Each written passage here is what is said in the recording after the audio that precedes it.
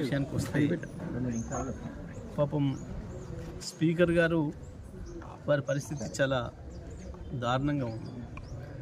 ఆయన ఆత్మసాక్షిగా పనిచేసే పరిస్థితులు లేడు, చట్ట ప్రకారం కూడా పనిచేసే పరిస్థితుల్లో లేడు.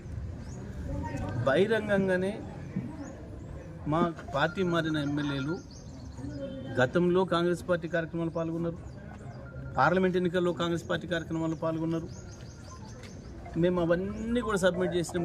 కాంగ్రెస్ పార్టీ సమావేశాలలో పాల్గొన్నారు, హైదరాబాద్లో జరిగిన ఏఐసిసి సభలలో పాల్గొన్నారు. అన్నీ కూడా కాంగ్రెస్ జెండా వేసుకొని తిరుగుతున్నారు. అన్నీ సబ్మిట్ చేసిన దానికి కూడా స్పీకర్ గారికి కనపడలేదట. వాళ్ళు చాలా వికార్సైన చాలా బుద్ధి కలిగిన బీఆర్ఎస్ పార్టీ ఎమ్మెల్యేలుగానే తిరుగుతున్నారట, కేసీఆర్ శిష్యులుగా తిరుగుతున్నారట. మరి నిన్నివాళ గత వారం రోజులుగా ప్రతిరోజు మీడియాలో వస్తుంది, కనబడుతుంది. గద్వాల ఎమ్మెల్యే స్పష్టంగా కాంగ్రెస్ ర్యాలీలో పాల్గొని కాంగ్రెస్ అభ్యర్థులకు గెలిపించుకోవాలి మనం అని చెప్పాడు. జగిత్యాలలో అయితే స్పష్టంగా జీవన్ రెడ్డి గారు బహిరంగంగానే స్టేట్మెంట్ ఇచ్చిండు. బండి సంజయ్కి మా 30 సీట్లు కాంగ్రెస్ పార్టీ సీట్లు ఎట్లు ఇస్తావు నువ్వు, నేను ఎట్టి బస్సులో ఒప్పుకోను, 50 సీట్లు నాకే కావాలని ఆయన ఆ సంజయ్, డాక్టర్ సంజయ్ ఎమ్మెల్యే ఇంత స్పష్టంగా కనబడుతుంది. అయినా సరే స్పీకర్ గారు ఆ పిటిషన్ డిస్మిస్ చేయడం అనేది దురదృష్టకరం.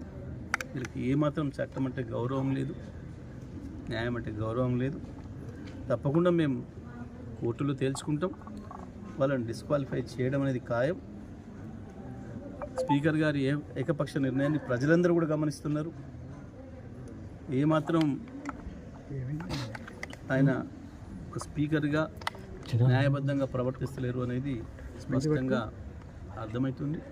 వీటన్నిటి ప్రభావం కూడా స్థానిక సంస్థల ఎన్నికలు కూడా పడుతుంది, మున్సిపల్ ఎన్నికలు కూడా పడుతుంది.